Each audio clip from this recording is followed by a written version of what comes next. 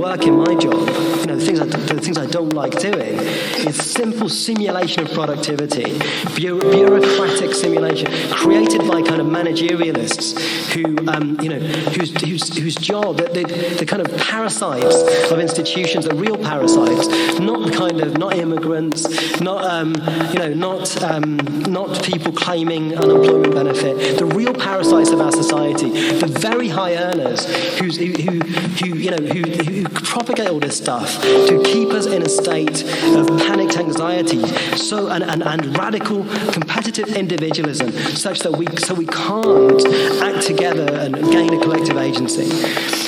And so the big lie that has been sold to us by neoliberalism is that if you withdraw security from people, you draw kind of social security, then suddenly there'll be this creative, this wellspring of creativity will just emerge.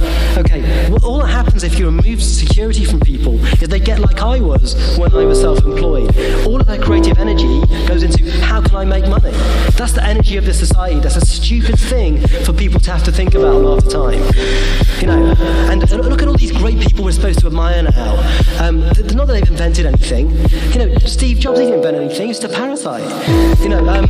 Simon Cowell, he hasn't done anything. He's just a parasite. What are these people good at? They're just good at making money, and that should be enough reward, right? If you want to if that's what you want to devote your life to, just fucking do it. But don't expect us to also admire you and just you be the model for everybody else all the time. We shouldn't have to worry about making money every waking hour of our days. That's a depressing kind of reality that has been artificially imposed on us. I mean, we can break out of that.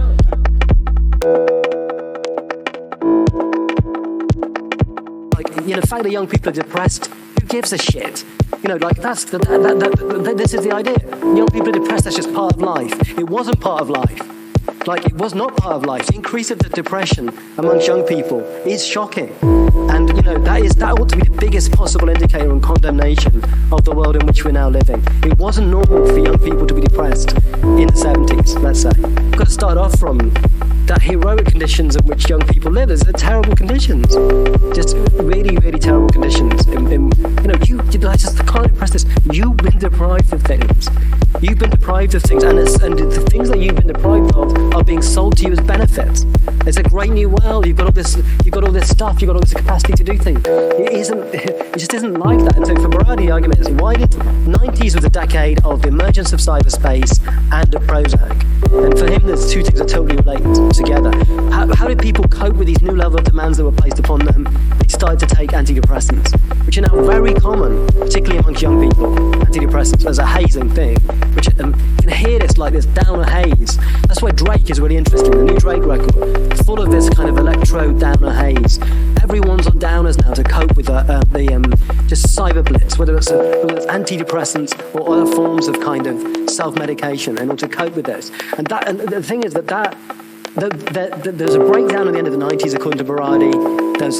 There will be a break. We cannot cope with this. We cannot cope with this. We cannot cope with this. We cannot cope with this. We cannot cope with this. We cannot cope with this. We cannot cope with this. We cannot cope with this. We cannot cope with this. We cannot cope with this. We cannot cope with this. We cannot cope with this. Cannot cope with this. And we cannot cope with this. And we cannot cope with this. And we cannot cope with this. And we cannot cope with this. And we cannot cope with this. And we cannot cope with this. And we cannot cope with this. And we cannot cope with this. And we cannot